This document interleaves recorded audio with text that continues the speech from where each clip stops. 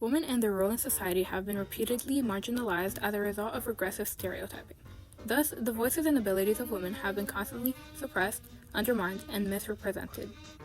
As a result of the fallout of the Great Depression and the radically changing political scenery of World War II, women were finally given an opportunity to reclaim social power and defy past, outdated views with the increase of economic necessity and the opportunity caused by both the Great Depression's downturn and conscription efforts of men during the Second World War. During the 1930s and 40s in the United States, the fundamental gender roles and societal status of women underwent a revolutionary transformation which contradicted the archaic ideas and beliefs of the time period.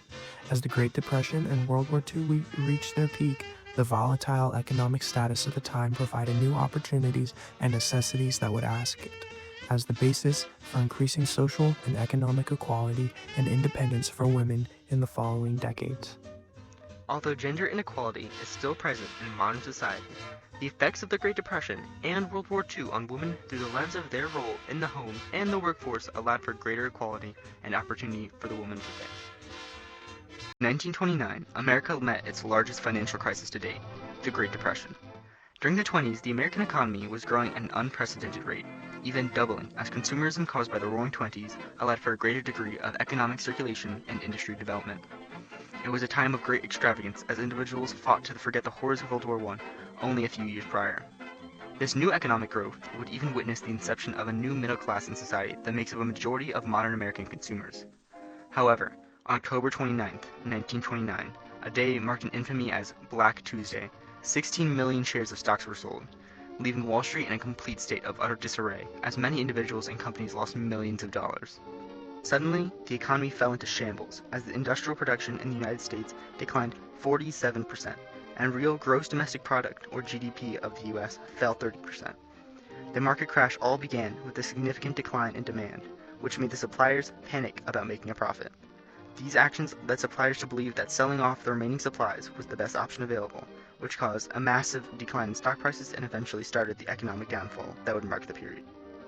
The sudden economic recession led to America's largest financial and employment crisis to date. The sudden economic recession took an abounding toll on American citizens as it affected nearly all the areas of their lives. Many individuals and family units were left impoverished and financially unstable as the shockwaves caused by the sudden market crash resounded throughout the U.S., lowering income as wages were cut and increasing the national unemployment rate to a staggering rate of nearly 25% of the total workforce, consisting of around 12.8 million Americans. Someone had to do something to begin to fix the financial crisis, causing Americans to look to the government to solve their problems. Under Herbert Hoover, dozens of government programs were put in place, but to little avail. Many American men, who were the only source of income for their family unit, became unemployed.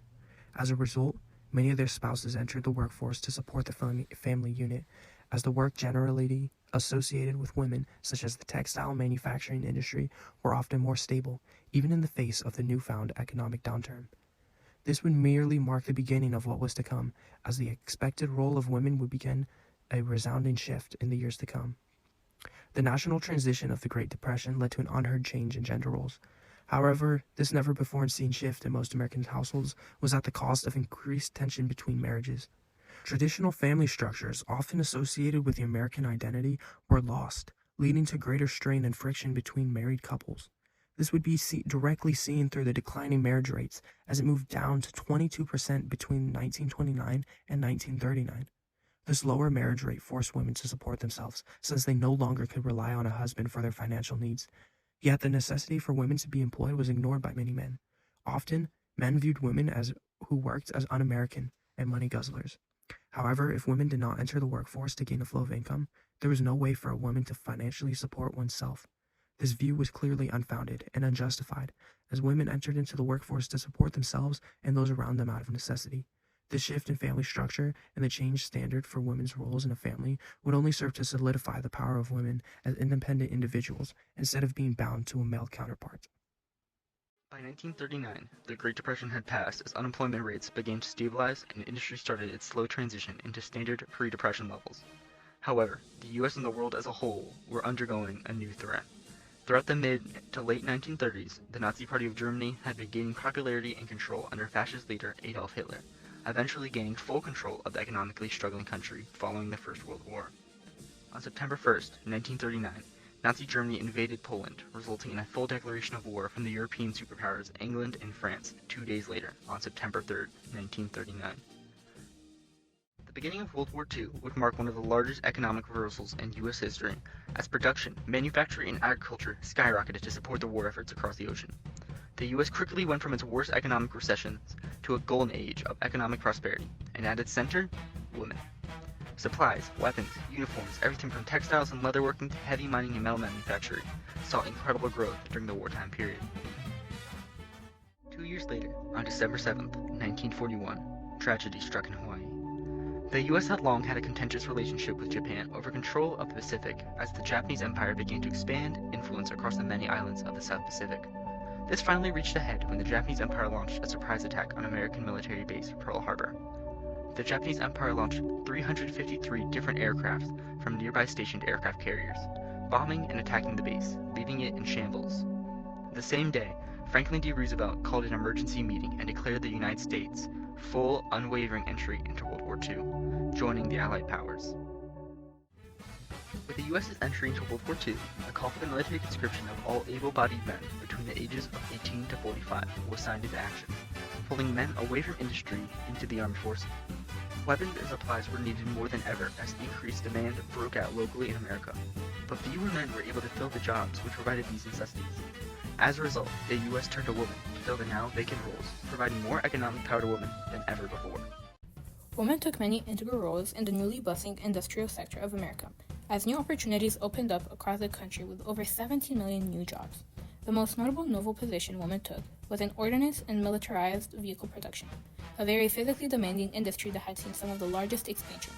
Naomi Parker Fraley, the woman behind the incredibly popular and recognizable "We Can Do It" poster, was one of these women. Fraley still serves as an inspiration and symbol of the necessity of equality and social justice for the women in the workplace today. After the Pearl Harbor attack, Fraley in her early 20s left to Alameda Naval Air Station with her sister in pursuit of employment. Accompanying them were some of the first women who obtained jobs in the United States workforce.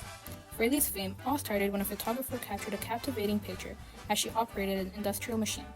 The inspiring photo of Fraley was advertised in nationwide magazines and other forms of media, as it became a symbol of profound inspiration to the women of the time.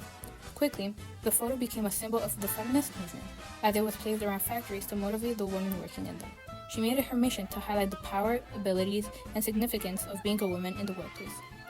Thanks to Fraley's dedication and conviction, she ensured women will play a pivotal role in the American workforce. Through the tragedies and strife Americans faced through the Great Depression and the Second World War, women imposed themselves as linchpin in the economic and social structure of the U.S., using the new opportunities allowed by the turbulence of the time to draw attention to their importance and create a base for the feminist movements of the 60s and 70s. These events gave women the opportunity to gain some semblance of equality. This does not mean, however, that they did not face the struggles of those around them to the same degree. Out of necessity during World War II and the Great Depression, women took central roles in creating a amount of independence, which was directly caused by the tragedies faced by Americans at the time. While this newfound opportunity for women to gain personal independence and right was a benefit of the events of the 1930s and 40s, it was born out of strife and struggle of the American people.